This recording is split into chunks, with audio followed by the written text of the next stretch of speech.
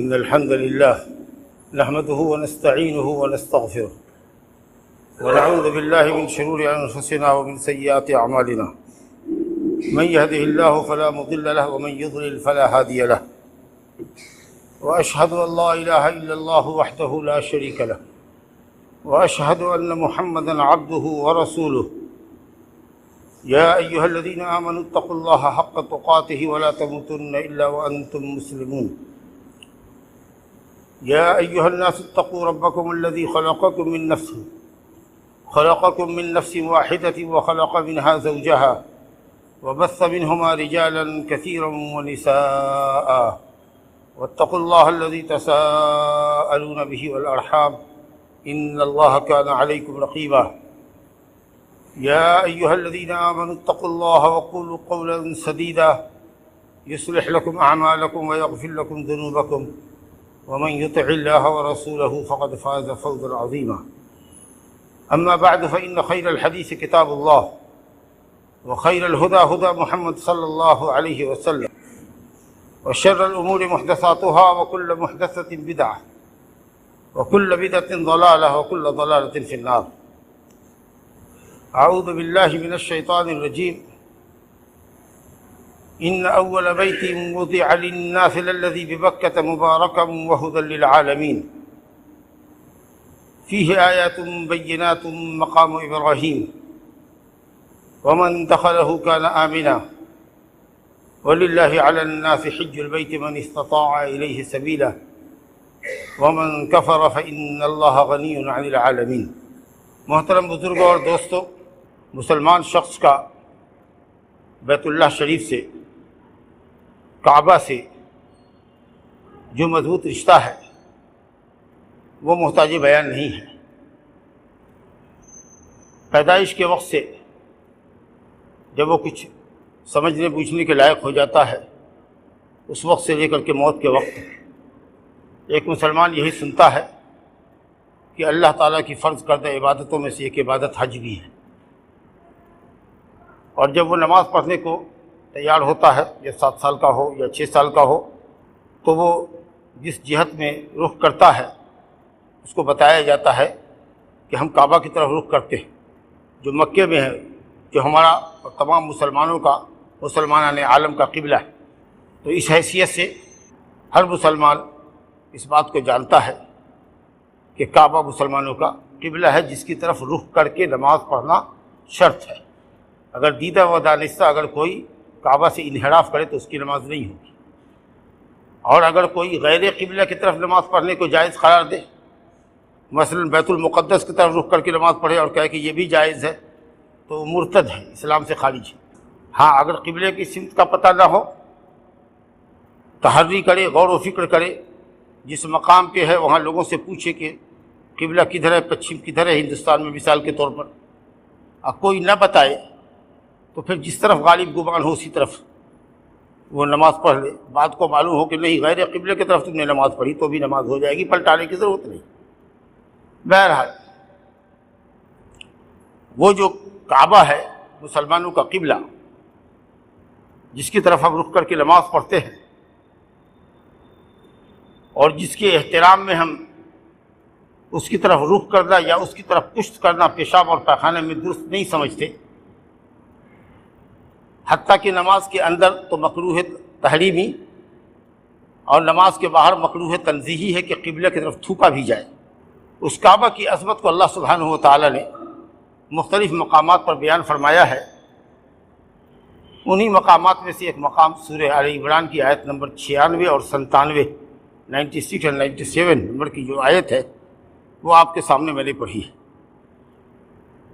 اس آیت کو دیکھیے، پھر گفتگو آگے بڑھے گی. اللہ تعالیٰ کا ارشاد ہے بعد اعوذ باللہ من الشیطان الرجیم، ان اول بیت وضع للناس للذی ببکہ، سب سے پہلا گھر جو روئے زمین میں لوگوں کے لیے اللہ کی عبادت کی خاطر بنایا گیا وہ وہی گھر ہے جو بکہ میں ہے. اس سے یہ معلوم ہوا کہ کعبۃ اللہ دنیا کا پہلا گھر نہیں ہے. گھر اور بھی بہت سے آباد تھے دنیا میں، لیکن عبادت الہی کے لیے کوئی گھر موجود نہیں تھا. تو اللہ کی عبادت کے لیے پہلا گھر، بسنے والا پہلا گھر نہیں ہے۔ اور فرمایا کہ وہ کہاں ہے؟ عبادت الہی کے لیے بنایا جانے والا پہلا گھر مکہ میں، بکہ میں ہے، بکہ میں، اسی بکے کو مکہ کہا گیا ہے۔ یہاں اس آیت میں، آل عمران کی آیت میں بکہ ہے، اور سورہ الفتح کی آیت نمبر 24 میں وَهُوَ الَّذِي كَفَّ أَيْدِيَهُمْ عَنْكُمْ وَأَيْدِيَكُمْ عَنْهُمْ بِبَطْنِ مَكَّةَ مِنْ بَعْدِ أَنْ أَظْفَرَكُمْ عَلَيْهِمْ، وہاں اللہ تعالیٰ نے بطن مکہ کہا ہے، تو جو مکہ ہے وہی بکہ ہے۔ اب مکہ اس لیے کہتے ہیں کہ بڑے بڑے جابروں کی اور ظالموں کی گردن مکے نے مروڑی، اور اس کے لیے دور جانے کی ضرورت نہیں ہے۔ ابرہہ اپنے لاؤ لشکر کے ساتھ آیا اور کس طریقہ سے وہ ملیا میٹ ہوا معلوم ہے آپ کو۔ یا اس لیے اس کو بکہ کہتے ہیں کہ وہاں پہنچنے کے لیے بہت تعب اور بہت مشقت کی ضرورت ہے، جو بھی وجہ ہو، لیکن وہی بکہ مکہ ہے۔ یہی دو نام قرآن مجید میں آیا ہے، بکہ اور مکہ۔ باقی بلد امین آیا ہے، حرمن آمنن آیا ہے، یہ نام نہیں ہے، صفت۔ ام القریٰ ہے، یا من قریتک التی اخرجت کا قریہ ہے، جو مکے کے لیے بھی بولا جاتا ہے، اور مکے سے کے علاوہ دوسری بستیوں کے لیے بھی قریہ بولا جاتا ہے۔ کچھ لوگ سمجھتے ہیں قریہ دیہات ہے، نہیں، قریہ اس بستی کو کہتے ہیں جہاں لوگ آباد ہو، اس جگہ کو کہتے ہیں جہاں لوگ آباد ہو۔ یہ شہر جو آباد ہے یہ بھی قریہ ہے۔ عام طریقہ سے لوگ سمجھتے ہیں کہ قریہ دیہات کو کہتے ہیں، اللہ نے مکے کو قریہ کہا ہے، تو معلوم ہے کہ جہاں انسانی آبادی ہو وہاں قریہ ہے۔ ہاں دیہات ہوتا ہے، اور دیہات کی ضد بادیہ ہوتی ہے، مدینہ اور بادیہ، شہر اور شہر کا جو علاقہ دور کا ہوتا ہے۔ لیکن عام طریقے سے ہم لوگ قریہ گاؤں سمجھتے ہیں، وہ قریہ اصل میں وہی ہے جہاں انسان بستا ہو۔ تو وہ گھر کہاں ہے؟ بکہ میں ہے۔ مبارکت، ذات برکہ، بڑی برکت والی جگہ ہے مکہ۔ کعبۃ اللہ اور مکہ بڑی بابرکت جگہ ہے۔ اب اس سے بڑی برکت کیا ہوگی کہ جس نے اس گھر کا قصد کیا، حج کیا، تو اس کے اگلے پچھلے سال اس کے سارے اگلے گناہ معاف ہو جاتے ہیں۔ اس سے بڑی برکت کیا ہوگی؟ من حج للہ فلم یرفث ولم یفسق رجع کیوم ولدتہ امہ، جس نے اللہ کے لیے کعبۃ اللہ کا قصد کیا، ارادہ کیا، حج کیا، حج مانے قصد و ارادہ، مخصوص اعمال کی ادائیگی کے لیے، اور فسق و فجور کی باتیں نہیں کی، اور شہوانی باتوں سے گریز کیا،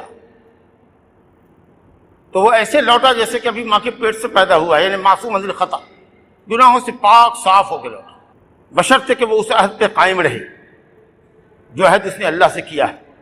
کچھ لوگ حج کر کے آئے پھر بے ایمانی کی راہ پہ لگ گئے، تو ایسا نہیں ہونا چاہیے۔ حج مقبول کی علامت یہ ہے کہ حج سے پہلے کی جو حالت ہو وہ حج کے بعد کی حالت اس سے بہتر ہو جائے، اور پہلے سے بھی اگر آپ اچھے تھے تو حج کے بعد اور مزید اچھے ہو جائے۔ اگر بگڑ گئے، گناہ میں ملوث ہو گئے، تو یہ سمجھے کہ آپ کا حج قبول نہیں ہوا۔ بہرحال ایک برکت تو آپ نے یہ دیکھی کہ اس گھر کی زیارت گناہوں کا کفارہ ہے۔ عمرہ کرتے ہیں اگر تو آپ نے فرمایا العمرۃ الی العمرہ کفارۃ لما بینہما، عمرہ بھی گناہوں کا کفارہ ہے۔ دوسری برکت یہ ہے کہ وہاں ادا کی جانے والی عبادتیں دوسری جگہوں پر عبادت کرنے والی عبادتوں کے مقابلے میں زیادہ افضل ہوتی ہے، مضاعف ہوتی ہے، ثواب بہت بڑھ کے ملتا ہے۔ کتنا بڑھ کے ملتا ہے؟ نماز کے سلسلے میں تو ہے کہ 1,00,000 نماز کا ثواب ملتا ہے، لیکن کچھ علماء نے کہا کہ روزہ بھی 1,00,000، صدقہ بھی 1,00,000، لیکن نہیں، نماز کے سلسلے میں حد محدود ہے۔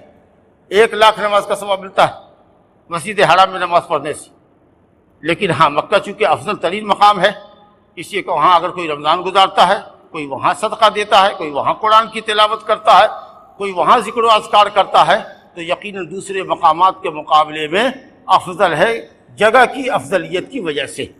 تو یہ جو افضلیت ہوگی یہ کیفیت میں ہوگی، کمیت میں نہیں ہوگی، تعداد میں نہیں ہوگی۔ تعداد میں صرف نماز ہے جو 1,00,000 نماز کے برابر ثواب، سوائے مسجد نبوی کے کہ وہاں نماز پڑھنے کا ثواب 1,000 ہے۔ صحیح حدیث نبی صلی اللہ علیہ وسلم سے کہ میری اس مسجد میں نماز صلاۃ فی مسجدی ھذا خیر من 1000 صلاۃ فیما سواہ الی المسجد الحرام، میری اس مسجد میں یعنی مسجد نبوی میں ایک نماز 1000 نماز کے برابر ہے دنیا کی دوسری مساجد کے مقابلے میں سوائے مسجد حرام کے۔ وَصَلَاةٌ فِي الْمَسْجِدِ الْحَرَامِ أَفْضَلُ مِنْ صَلَاةٍ فِي مَسْجِدِ 100 صَلَاةٍ، اور کعبۃ اللہ میں نماز پڑھنا، مسجد حرام میں نماز پڑھنا میری اس مسجد کی نماز سے 100 گنا افضل۔ تو اگر 1000 کو 100 سے ملٹیپلائی کرے تو 1,00,000 ہو جاتا ہے۔ یہ فضیلت انبیاء کرام کے ذریعے بنائی جانے والی سب سے پہلی مسجد ہے کعبہ، اس لیے ہے۔ اور اس کے بعد نبی آخر الزمان صلی اللہ علیہ وسلم کے ذریعے بنائی گئی مسجد نبوی ہے، اس کا ثواب 1000 نماز کے برابر۔ اور بیت المقدس میں نماز پڑھنے والے کا ثواب جو حضرت یعقوب ابن اسحاق ابن ابراہیم حضرت ابراہیم کے پوتے نے بنایا تھا، اور جس کی ایک مدت مدید کے بعد تجدید کی تھی حضرت سلیمان ابن داؤد علیہ السلام نے، اس میں نماز پڑھنے کی فضیلت کے سلسلے میں جو حدیث آئی ہے کلام ہے، لیکن انشاءاللہ حدیث درجہ حسن کی ہے کہ 500 نماز کا ثواب ہوں گے۔ تو کعبۃ اللہ میں 1,00,000، مسجد نبوی میں 1000 اور بیت المقدس میں 500۔ اس لیے اگر کوئی کسی چیز کی نیت مانے، منت مانے کہ بھئی بیت المقدس میں جا کر کے ہم 2 رکعت اللہ کے لیے نماز ادا کریں گے، تو ہم اس کو یہ کہہ سکتے ہیں کہ مسجد نبوی میں پڑھ رہا مدینے کا ہو تو اس سے افضل مسجد تو یہاں ہے۔ اگر جاتے ہو تو ٹھیک ہے جاؤ، منع نہیں کریں گے، لیکن اگر چاہتے ہو کہ یہاں پڑھ لے تو یہاں بھی پڑھ سکتے ہو، نظر تمہاری پوری ہو جائے گی الحمدللہ۔ سب سے قدیم مسجد جو اللہ کی عبادت کے لیے بنائی گئی وہ کعبۃ اللہ ہے۔ قدیم مسجد میں نماز پڑھنا افضل ہے۔ اگر آپ کسی محلے میں رہتے، ایک مسجد پہلے سے موجود ہے، دوسری مسجد محلے میں بنا دی گئی ہے، اور کوئی وجہ امتیاز دونوں مسجد میں نہیں ہے، تو آپ پرانی مسجد میں نماز پڑھیے۔ علماء نے اس آیت سے استدلال کیا ہے کہ اگر مسلمان ایسے محلے میں رہتا ہو جہاں 2 مسجدیں ہیں، پہلی ایک پرانی اور نئی، ایک مسجد آ گئی ہے، تو پرانی مسجد میں نماز پڑھنا، پہلی مسجد میں نماز پڑھنا نئی مسجد کے مقابلے میں افضل ہے۔ تو 2 برکت آپ نے ملاحظہ کی، اور تیسری برکت یہ ہے کہ اس بے آب و گیا وادی میں جہاں حضرت ابراہیم خلیل اللہ علیہ السلام نے اپنی بیوی حضرت حاجرہ اور بیٹے اسماعیل شیرخوار کو چھوڑا تھا، بے آب و گیا وادی جس کو قرآن نے کہا ہے غیر ذی زرع، بواد غیر ذی زرع عند بیتک المحرم، وادی غیر ذی زرع جہاں کوئی چیز اگتی نہیں تھی۔ اللہ تعالیٰ فرماتا ہے وَلَمْ يَرَوْا أَنَّا جَعَلْنَا حَرَمًا آمِنًا أَوَلَمْ نُمَكِّن لَهُمْ حَرَمًا آمِنًا يُجْبَى إِلَيْهِ ثَمَرَاتُ كُلِّ شَيْءٍ رِزْقًا مِّن لَّدُنَّا۔ اللہ کی طرف سے روزی ہے کہ دنیا کا سارا پھل مکے میں جمع کر دیا جاتا ہے، دنیا کا سارا پھل جو کہیں نہ ملے وہ مکے میں ملے، کیونکہ سالوں بھر اس قدر لوگوں کا ازدحام ہوتا ہے، ہزاروں کی تعداد میں ہوتے ہیں، اور بعض موسم میں تو لاکھوں اور کروڑوں کی لاکھوں کی تعداد میں ہو سکتے ہیں۔ تو دنیا کے سارے پھل فروٹ مرچنٹ جو ہوتے ہیں وہ 1 نمبر سامان وہاں پہلی فرصت میں بھیجتے ہیں، تاکہ وہاں سے ان کو بینیفٹ زیادہ ملتا ہے، ریٹرن زیادہ آتا ہے، اس لیے وہاں بھیجتے ہیں۔ یہ اللہ رب العالمین کا معجزہ دیکھیے، حضرت ابراہیم کی دعا کی برکت دیکھیے، وَارْزُقْ أَهْلَهُ مِنَ الثَّمَرَاتِ، جہاں ایک پھل نہیں اگ سکتا تھا، دنیا کا سارا پھل مل جائے گا۔ یَأْتِيهَا رَغَدًا مِّن كُلِّ مَكَانٍ، دنیا کے ہر طرف سے آسانی سے مکے والے کو روزی ملتی ہے، دانا پھل لانے کے لیے کہیں جانا نہیں ہے ان کو، ساری کچھ چیزیں وہاں مہیا ہے۔ اللہ رب العالمین کا فضل دیکھیے، تو یہ ہے اس کی برکت۔ وَيُجْبَى إِلَيْهِ ثَمَرَاتُ كُلِّ شَيْءٍ، انہی برکتوں میں سے ایک بڑی برکت یہ کہ وہاں ایک پانی پایا جاتا ہے جس کو آدمی اگر کسی غرض سے پیتا ہے سچی نیت سے تو اللہ تعالیٰ اس کی غرض پوری کر دیتا ہے۔ میری مراد ہے مائے زمزم سے، جس کے متعلق نبی صاحب نے فرمایا ماء زمزم لما شرب لہ، جس نیت سے زمزم پیا جائے انشاءاللہ وہ مقصد حاصل ہوگا۔ اور بھی بہت سی فضیلتیں ہیں۔ مبارکن، وہ جگہ مکہ جائے برکت ہے۔ یہ چند برکت کی صورتیں آپ کے سامنے رکھی۔ وہدی للعالمین، تمام جہان کے لیے ہدایت ہے۔ ساری دنیا کے مسلمان کونے کونے سے دنیا کے حج بیت اللہ کے لیے جاتے ہیں۔ کتنے ماشاءاللہ بدعقیدہ لوگ خبر پرست وہاں جا کر کے موحد بن جاتے ہیں، کتنے گمراہ لوگ ہدایت یافتہ لوگوں کو وہاں دیکھتے ہیں، ڈسکس کرتے ہیں، باتیں کرتے ہیں، تو ہدایت کی راہ پہ آ جاتے ہیں۔ ہدی للعالمین، اور ایک ہدایت کا یہ مطلب ہے کہ دنیا کے سارے مسلمان مشرق مغرب شمال جنوب کے سب اسی کی طرف رخ کر کے نماز پڑھتے ہیں۔ وہ جو کعبہ کے گرد جو ایک دائرہ بنتا ہے مطاف میں، چھوٹا سا دائرہ، اور اس کے بعد مسجد حرام کا دائرہ، وہ دائرہ ساری دنیا تک بڑھ جاتا ہے۔ ساری دنیا تک وہی دائرہ بڑھتا ہے. یہ ہے ھدی للعالمین. فیہ آیات بینات، اس کعبہ میں، اس مکے میں بہت سی واضح علامتیں ہیں جس کو دیکھ کر ایمان و یقین تازہ ہوتا ہے، اللہ کی توحید مضبوط ہوتی ہے. انہی آیات بینات میں فیہ مقام ابراہیم، فیہ آیات بینات مقام ابراہیم. اب ابراہیم کے کھڑے ہونے کی جگہ یا تو خاص جگہ مراد ہے یا عام جگہ مراد ہے. خاص جگہ بولیں تو وہ پتھر جس پر ابراہیم علیہ السلام کھڑے ہو کر کے جنہوں نے کعبہ کی تعمیر کی تھی، جس پر حضرت ابراہیم کے قدموں کا دونوں نشان موجود ہے، گہرا نشان، جیسے گیلی مٹی پہ نشان پڑتا ہو پاؤں کا. یہ بھی معجزہ ہے حضرت ابراہیم علیہ السلام کا جو زندہ جاوید ہے. اللہ اکبر. یہ مقام ابراہیم سے مراد وہ تمام جگہیں ہیں جہاں ابراہیم مناسک حج کی ادائیگی میں کھڑے ہوئے ٹھہرے. اس میں وہ پتھر بھی ہے، وہ کعبہ بھی ہے، حج، اور اس کے بعد عرفہ بھی ہے، مزدلفہ بھی ہے، منی بھی ہے، یعنی تمام مشاعر مقدسہ، مقدس مقامات جہاں حج کے دنوں میں حاجی عبادت کے لیے ٹھہرتا ہے. اور جب کوئی لفظ خاص معنی اور عام معنی دونوں پر اطلاق، کسی لفظ کا اطلاق ہو، اگر کوئی لفظ خصوصی معنی پر بھی دلالت کرے اور عمومی معنی پر بھی دلالت کرے، تو اصولی قاعدہ ہے کہ بہتر ہے کہ اس لفظ کو عمومی معنی پر محمول کر لو تاکہ خصوصی معنی اس عمومی معنی کے اندر داخل ہو جائے. تو اگر مقام ابراہیم سے مراد وہ تمام مکے کی جگہ جہاں ابراہیم کھڑے ہوئے حج کے درمیان، اگر یہ معنی کر دیں گے تو وہ پتھر بھی اس کے اندر آٹومیٹکلی داخل ہو جائے گا جس پر کھڑے ہو کر کے انہوں نے کعبہ تعمیر کیا تھا. فیہ آیات بینات مقام ابراہیم من دخلہ کان آمنا، جو وہاں داخل ہو گیا وہ امن میں چلا گیا، محفوظ ہو گیا. ولد امین ہے وہ. مکہ جیسے زمانے میں، جاہلیت کے زمانے میں، مکہ شہر کے اندر اگر کوئی شخص اپنے باپ کے قاتل کو بھی پاتا تو اسے تعرض نہیں کرتا، اس کی دھر پکڑ نہیں کرتا، اس کے حرم سے باہر نکلنے کا انتظار کرتا. لیکن مکے میں خون ریزی نہیں کرتا. مکہ خون ریزی کی جگہ نہیں ہے، خوف پھیلانے کی جگہ نہیں ہے، دہشت گردی کی جگہ نہیں ہے، وہ شہر امن ہے. من دخلہ کان آمنا وَلِلَّهِ عَلَى النَّاسِ حِجُّ الْبَيْتِ، اور اللہ ہی کے لیے لوگوں کے اوپر کعبہ کا قصد حج ہے، اللہ ہی کے لیے. اور جو کام اللہ ہی کے لیے کیا جائے اسی کا نام توحید ہے، کہ اس میں اپنے نفس کو دخل نہ ہو، کسی اور کو دخل نہ ہو. تفریحی سفر کرنے کے لیے گئے ہیں، استطلاعی سفر ہے، تاریخی مقامات کو دیکھنے کے لیے خالی گئے ہیں، انجوائے کرنے کے لیے گئے ہیں، تو حج نہیں ہوگا. للہ، اللہ کی عبادت کے لیے گئے، خالص اللہ کی عبادت کے لیے. گویا یہ عبادت توحید پر ہی مبنی ہے. اگر ریاکاری ہے، خلوص نہیں ہے تو بیکار ہے. للہ علی الناس، لوگوں پر، لیکن تمام لوگوں پر نہیں. آگے بدل البعض ہے، من استطاع الیہ سبیلا، جو کعبہ پہنچنے کی طاقت رکھتا ہے اسی لوگ پر، تمام لوگوں پر نہیں. کل سے بعض الگ کر دیا گیا. من استطاع الیہ سبیلا، جو استطاعت رکھتا ہو کعبہ پہنچنے کی. اب استطاعت تین طرح کی ہوتی ہے، بدنی طاقت ہوتی ہے، مالی طاقت ہوتی ہے. اب بدنی مالی دونوں ہوتی ہے. کون سی طاقت مراد ہے؟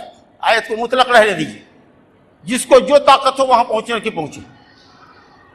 قرب و جوار کا آدمی ہے، یا 200 400 500 کلومیٹر تک کا دوری کا آدمی ہے، جوان ہے، صحت مند ہے، پیدل چل کر کے بغیر اپنے آپ کو ہلاکت میں ڈالے ہوئے اگر مکہ وہ پہنچ سکتا ہے، اور اس کے پاس پیسہ نہیں ہے تو ضروری نہیں کہ وہ سواری کرے اور پیسے کا انتظام کرے، پیدل جائے، جا کے حج کر لے. اور اگر کسی کے پاس مالی طاقت ہے لیکن بدنی طاقت نہیں، سواری پر اٹھ نہیں سکتا، بیٹھ کر جا نہیں سکتا، تو اس پر لازم ہے کہ وہ دوسرے کو اپنا نائب بنائے کہ وہ جا کر کے حج بدل کر لے. لیکن حج بدل کرنے والے کے لیے ضروری ہے کہ وہ پہلے اپنا حج کیا ہوا ہو. تو اگر بدنی قوت نہیں ہے، مالی قوت ہے تو دوسرے کو نائب بنا دو. اور اگر کسی کو مالی اور بدنی قوت دونوں ہے تو اس پر فرض ہے کہ وہ زندگی میں ایک مرتبہ جا کر کے حج کرے. اچھا، کسی کے پاس بدنی اور مالی دونوں قوت ہے لیکن ایک شرط نہیں ہے، وہ شرط ہے خاص عورت کے لیے کہ اس کے ساتھ شوہر نہیں جا رہا ہے یا بے شوہر والی ہے، اور کوئی محرم بھی نہیں جا رہا ہے، اور محرم کو لے جانے کے لیے اس عورت کے پاس پیسے بھی نہیں ہیں. تو ہر شرط کے جسمانی اور مالی طاقت اس کو حاصل ہے، لیکن محرم شوہر اور محرم کے ساتھ ہونے کی جو قید اور شرط ہے وہ نہیں ہے تو اس عورت پر حج فرض نہیں۔ من استطاع الیہ سبیلا، جس کے پاس جو طاقت ہو اور جس پر جو حکم اپلائی ہوتا ہو اس کے مطابق وہ فریضہ حج کو ادا کرے۔ یہ حج زندگی میں صرف ایک مرتبہ فرض ہے مسلمان عاقل بالغ پر، مستطیع پر، لیکن بحیثیت مجموعی مسلمانوں پر ہر سال فرض کفایہ ہے۔ کوئی ایک سال نہیں جانا چاہیے بغیر حج کے۔ انفرادی طور پر آپ پر ایک مرتبہ حج فرض ہے اگر آپ مستطیع ہیں تو، لیکن بحیثیت مجموعی ہر سال ایک سال بھی مکہ میں بغیر حج کے نہیں ہونا چاہیے، الا یہ کہ کوئی ایسی وبائی بیماری پھیل جائے، تعاونی بیماری پھیل جائے، سمجھا کہ نہیں۔ الحمدللہ کورونائی وبا کے درمیان بھی مخصوص تعداد میں 10,000 کی تعداد میں یا اس سے زیادہ کی تعداد میں، اور اس سال تو ماشاءاللہ اور لاکھوں کی تعداد میں لوگ حج کر رہے ہیں، لیکن حج کبھی بند نہیں ہو سکتا ہے الا یہ کہ حج کرنا کسی طرح بھی سمبھو نہ ہو، ممکن نہ ہو، آفات اور بلیات ہو، وبائی امراض ہو تو حج حکومت بند کر دے تو کر دے، ورنہ دنیا کے کونے کونے سے مسلمان جنہوں نے حج نہیں کیا ہوتا ہے وہ وہاں جاتے ہیں حج کرنے کے لیے۔ تو بحیثیت مجموعی ہر سال فرض کفایہ، اور انفرادی حیثیت سے مسلمان کے اوپر صرف ایک مرتبہ حج فرض ہے، الا یہ کہ آدمی اپنے اوپر فرض کر لے، اللہ میرا بیٹا بہت بیمار ہے، اکلوتا ہے، یا اللہ اگر اس کو شفا مل گئی، اچھا ہو گیا تو میں عمرہ کروں گا، یا اللہ ایک حج کر لوں گا، حالانکہ اپنا حج کیا ہوا ہے۔ تو اب اگر اللہ تعالیٰ نے اس کو اپنے فضل سے اس کے بیٹے کو شفا دے دی تو اس پر لازم ہوگا کہ وہ وَأَوْفُوا نُذُورَكُمْ اپنی منت جا کر کے پوری کرے۔ یہ آپ نے خود اپنے اوپر واجب کیا، اللہ نے واجب نہیں کیا، اللہ نے تو ایک طرف واجب کیا۔ نبی صلی اللہ علیہ وسلم نے کہا ایھا الناس حجوا، اے لوگوں کعبہ کا حج کرو۔ تو ایک صحابی نے کہا افی کل عام یا رسول اللہ، ہر سال کریں؟ آپ چپ رہے۔ پھر اس میں آپ نے فرمایا ایھا الناس حجوا، حج کرو، کہا افی کل عام یا رسول اللہ، ہر سال، پھر آپ چپ رہے۔ تیسری مرتبہ میں آپ نے فرمایا اے لوگوں کعبۃ اللہ کا حج کرو۔ اس آدمی نے کہا یا رسول اللہ ہر سال حج کریں؟ تو آپ چپ رہے، یہاں تک کہ چوتھی مرتبہ میں یا غالباً تیسری مرتبہ میں ہی آپ نے فرمایا کہ لو قلت نعم لوجبت ولما استطعتم ذلك، اگر میں ہاں کر دیتا تو ہر سال مستطیع پر حج فرض ہو جاتا اور تم اس کی طاقت نہ رکھتی۔ اس سے مستطیع پر صرف ایک مرتبہ فرض ہے، اور جیسا کہ میں نے کہا بحیثیت مجموعی مسلمانوں پر جو لوگ حج نہیں کیے ہوئے ہیں وہ ہر سال جا رہے ہیں الحمدللہ۔ من استطاع الیہ سبیلا ومن کفر فإن اللہ غنی عن العالمین، اور جس نے کفر کیا اللہ تعالیٰ عالم سے بے نیاز ہے۔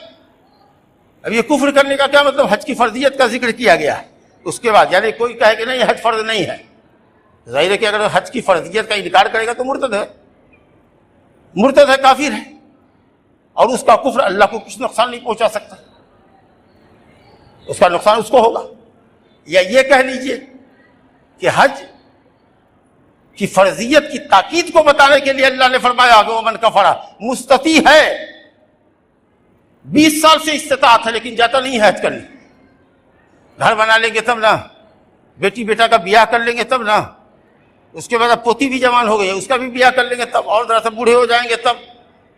یہ جو ٹال مٹول کر رہے ہو حج کی فرضیت کے بعد، تو وعید کے طور پر، زجر و توبیخ کے طور پر کہا کہ جو کفر کرتا ہے یعنی ٹال مٹول کرتا ہے، استطاعت کے باوجود حج نہیں کرتا، تو وہ گویا کہ کافر ہے اور اللہ تعالیٰ سارے عالم سے بے نیاز ہے۔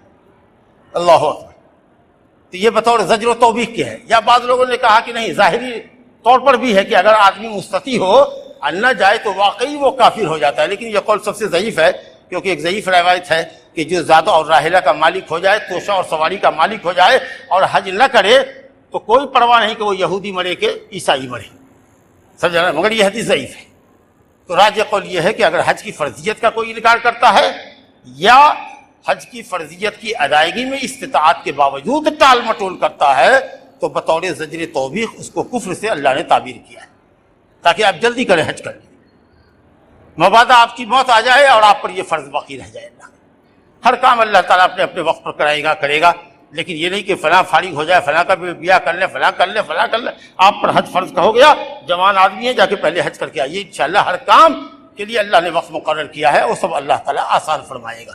فقر و فاقہ کو اللہ تعالیٰ دور کر دیتا ہے۔ جی تابعوا بین الحج والعمرہ، حج کرو، عمرہ کرو، عمرہ کرو، حج کرو، یہ تمہارے گناہوں کو اور تمہاری تنگیوں کو ایسے مٹا دیں گے جیسے کہ لوہے کی بھٹی، آگ کی بھٹی لوہے کے زنگ کو ختم کر دیتی ہے۔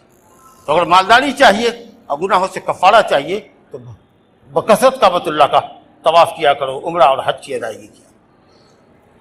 یہ مختصر سی تفسیر تھی اس آیت کی، جس سے آپ کو عظمت کا پتہ چل گیا کہ کعبۃ اللہ کی کیا عظمت ہے، اور یہ کہ حج جو اللہ تعالیٰ کی عبادتوں میں سے ایک اہم عبادت ہے، وہ صرف اللہ کے لیے کیا جائے، اور تمام عبادتیں صرف اللہ کے لیے کی جائے، یہی توحید ہے۔ اور اسی کی تثبیت اور تحقیق کے لیے، اسی کو پختہ کرنے اور ثابت کرنے کے لیے اللہ نے انبیاء اور رسول بھیجے، اور ہمیں اور آپ کو پیدا کیا ہے، انس و جن کو پیدا کیا ہے اللہ نے اپنی توحید کے لیے، کہ بلا شرکت غیر اسی کی بندگی کی جائے، نماز اسی کے لیے پڑھا جائے، روزہ اسی کے لیے رکھا جائے، صدقہ زکوٰۃ اسی کے لیے کیا جائے، حج اسی کے لیے کیا جائے، بھروسہ دل کا سچا بھروسہ اسی پر کیا جائے، خوف اسی سے کھایا جائے، امید اسی سے رکھی جائے، مغفرت کے لیے اسی سے دعا کی جائے، وغیرہ جتنی عبادات ہیں، قلبی عبادت ہو کہ لسانی عبادت ہو کہ بدنی عبادت ہو، جسمانی ظاہری عبادت ہو کہ باطنی عبادت ہو، بدنی عبادت ہو کہ مالی عبادت ہو، ساری کی ساری عبادت اللہ کے لیے، یہی توحید ہے۔ اور دوسری شرط جو عبادت کے لیے ضروری ہے وہ نبی صلی اللہ علیہ وسلم کی پیروی ہے۔ وہ حج جو گناہوں کا کفارہ ہے، جس کو حج مبرور کہا گیا ہے، یہ وہ حج ہے جو سنت نبوی کے مطابق ہے، بر سے مشتق ہے، جو نیکیوں پر مشتمل ہے، اور نیکی اسی کو کہتے ہیں جو اللہ کی رضا اور خوشنودی کے لیے کیا جائے، توحید پر مبنی ہو اور نبی صلی اللہ علیہ وسلم کی سنت کے مطابق۔ ایون جو کعبہ جسے حضرت ابراہیم نے بنایا،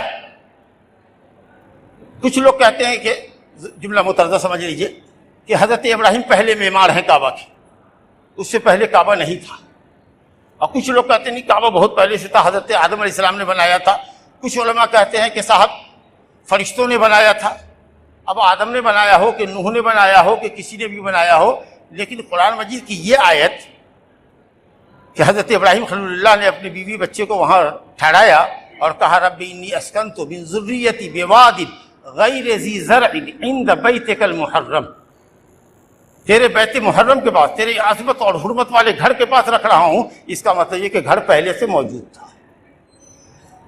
اس کے نشانات ختم ہو گئے تھے، بنیادیں ریتوں میں دفن ہو گئی تھی۔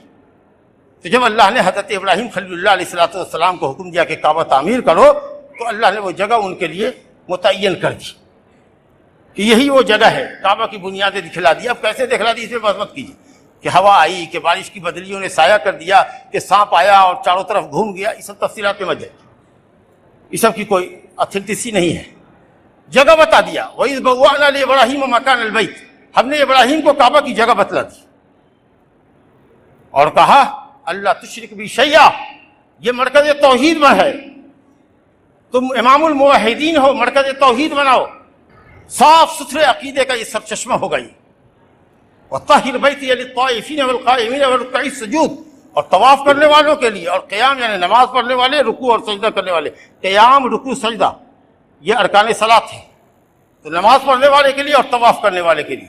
طواف سے بڑھ کر ہے نماز، لیکن اللہ نے یہاں نماز کو مؤخر کیا، طواف کو پہلے ذکر کیا، کیوں؟ اس لیے کہ طواف صرف بیت اللہ شریف کے ساتھ خاص ہے، دنیا کی کسی بھی مسجد کا، کسی بھی قبر کا، کسی بھی جگہ کا، نبی صاحب کے حجرے کا، نبی صاحب کی قبر کا بھی اگر آپ طواف کرتے ہیں تو حرام عبادت ہے۔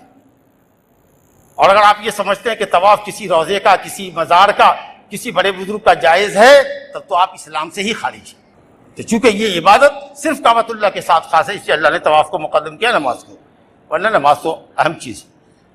اللہ یہ کہ وہ طواف جو کعبہ جو حج کا رکن ہو تو وہ ایک پارٹ ہے، حج کے پارٹ میں سے ایک پارٹ ہے، لیکن آن دی ہول نماز جو ہے طواف کے مقابلے میں افضل ترین ہے، بلکہ ارکان اسلام جو 4 ہیں توحید کے بعد، اس میں سب سے اہم چیز نماز ہے۔ تو کہا گیا کہ پاک کرو میرے اس گھر کو، بیتی اللہ اکبر وطہر بیتی، یہ اضافت تشریف کے لیے ہے، عظمت والا گھر میرا گھر ہے، میرا گھر، اس کو مانوی نجاستوں سے، شرک اور بدعت کی علائشوں سے پاک کرو۔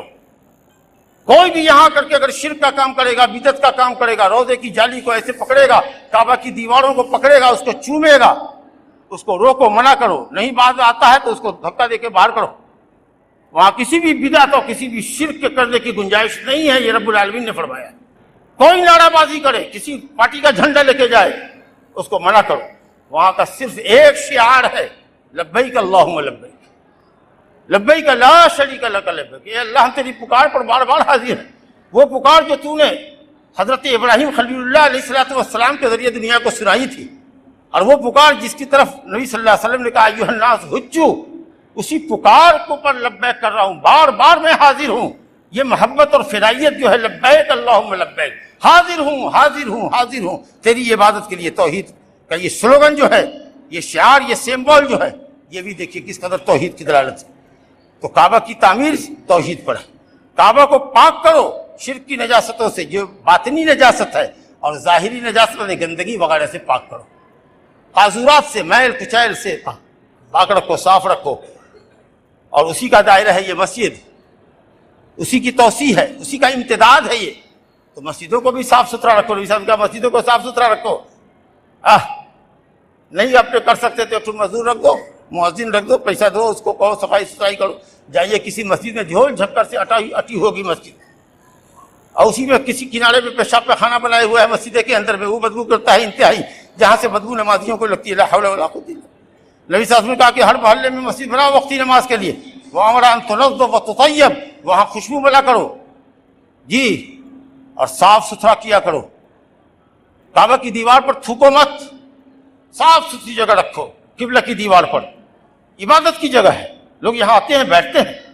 جمعہ کے دن نہا دھو کر کے آیا کرو، صاف ستھرا کپڑا پہن کے آؤ، مسواک کر کے آؤ، خوشبو لگا کر کے آؤ، کیونکہ آدھا گھنٹہ 45 منٹ بیٹھو گے، ایک دوسرے کا خراب اسمیل دوسرے کو پریشان کر سکتا ہے۔ یہ سب کیا ہے؟ مسجد کی تطہیر اور تنظیف ہے جو ظاہری۔ اور جب ایک حاجی جاتا ہے میقات پر، مقررہ جگہ پر جہاں سے وہ نیت کر کے جاتا ہے لبیک اللہم عمرۃ، تو یہ لبیک کا سلوگن توحید کا ہے، اور آگے شرک کی نفی کرتا ہے، لا شریک لک، اللہ تیرا کوئی شریک نہیں ہے۔ تو جس طرح کائنات کو پیدا کرنے میں اکیلا ہے، کائنات والوں کی بندگی میں بھی تو اکیلا ہی ہے، بندگیوں کا بھی اکیلا مستحق تو ہی، لا شریک لک، ان الحمد والنعمت لک والملک، تمام تعریف تیری ہی لیے ہے، ساری نعمتیں تیری ہی طرف سے، حکومت اور بادشاہت مل کے مطلق بادشاہت بلا روک ٹوک کے کائنات کے ذرے ذرے پر تیری ہے رب العالمین۔ پھر کہا گیا لا شریک لک، تیرا کوئی شریک نہیں ہے، نہ ربوبیت میں نہ الوہیت میں۔ یہ سلوگن ہی توحید کا ہے۔ اللہ اکبر۔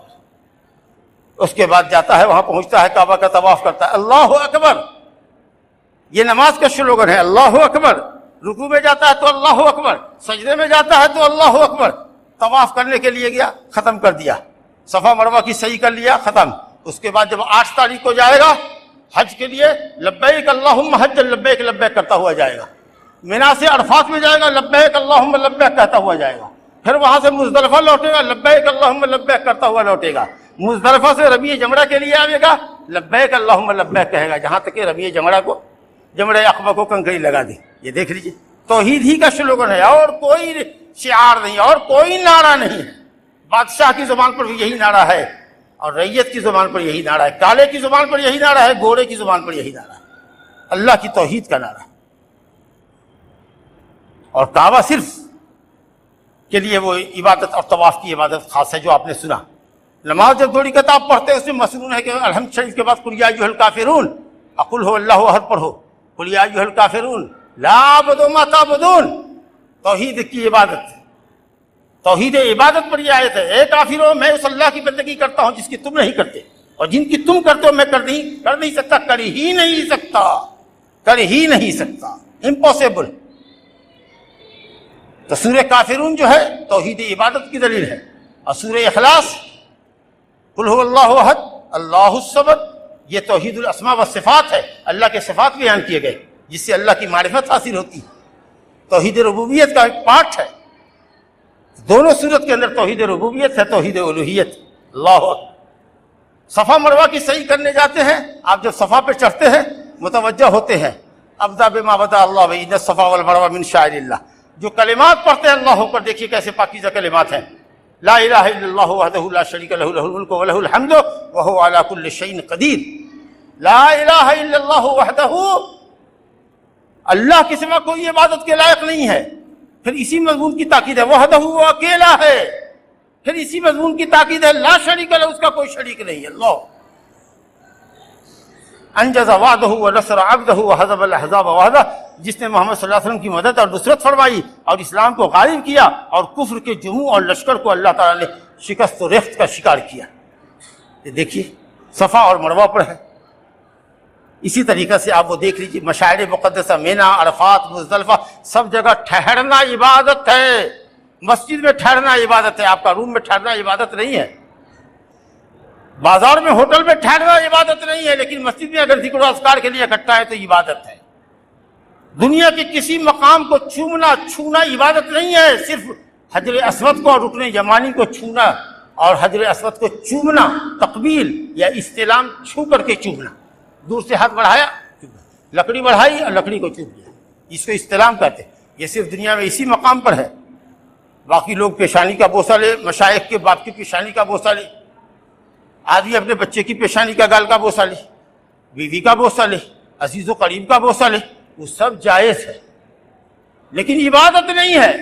عبادت ہے صرف حجر اسود کا بوسہ لینا، نبی کی سنت کی اقتداء میں، اس کے علاوہ اور کسی جگہ کو چھونا اور چومنا بدعت ہے۔ اللہ اکبر، یہ ہے توحید بھائی، اس کو سمجھتے کیوں نہیں ہے حجاج کرام؟ مینا میں آپ ٹھہرے ہوئے عبادت کر رہے ہیں، مزدلفہ میں، جہاں جہاں بھی ہے وہ سب جگہ جو ٹھہرنے کی ہے وہ سب عبادت کی جگہ۔ طواف، صفا مروہ کی سعی، وقوف عرفہ، رمی جمرہ، سب لاقامت ذکر اللہ، اللہ کے ذکر کو، ایک اللہ کی وحدانیت کو قائم کرنے کے لیے۔ بال مڈوانا عبادت ہے صرف حج کے موسم میں، صرف حج کے موسم میں عبادت ہے۔ باقی سال میں جب آپ کو کھجلی ہو، بڑا بال ہو، گرمی لگے، مڑا لیجیے۔ لیکن اگر یہ سمجھتے ہیں کہ بال مڑوانا، آموچ مڑوانا تقویٰ تدین کی علامت ہے تو بڑے بیوقوف ہیں آپ۔ خوارج کی علامت ہے یہ، بال مڑوا کے رکھنا، مونچھ مڑوا کے رکھنا۔ اور کچھ جاہل صوفیوں کی علامت ہے، جس کو دیکھیے گا بال ہمیشہ مڑے رہے گا، مونچھ منڈا ہوگا۔ صحابہ کرام کو تو بال سے اتنی محبت تھی کہ اللہ کے نبی نے کہا اللہ رحم کرے بال مڈوانے والے پر حج میں، تو صحابہ کہتے ہیں چھوٹا کروانے والے پر، پھر کہا اللہ رحم کرے مڈوانے والے، تو صحابہ کہتے ہیں اور چھوٹا کروانے والے پر، لوگ چاہتے تھے کہ چھوٹا کروانے والے کے لیے بھی رحمت کی دعا کریں، تو تیسری مرتبہ میں یا چوتھی مرتبہ میں آپ نے کہا۔ یہاں کچھ لوگ سمجھتے ہیں کہ سال بھر بال بوڑھا ہوا ہے، ارے یہ بال نہیں رکھتا ہے، بال بوڑھا ہوا رکھتا ہے، متقی پرہیزگار آدمی ہے، اور اگر بڑے بزرگ کے ہاتھ سے اگر مڑ جائے بال، حضرت نے بال مڑ دیا تو ہو گیا، سر پر تھپتھپا دیا، کہا جا بیٹا کامیاب ہے، اب پھانک کے جنت میں بھاگ جائے گا، اب بزرگ کا پیر دھو کے پیے گا۔ تو بال مڑوانا تدین اور تقویٰ نہیں ہے، صرف حج میں تقویٰ ہے، حج میں عبادت ہے۔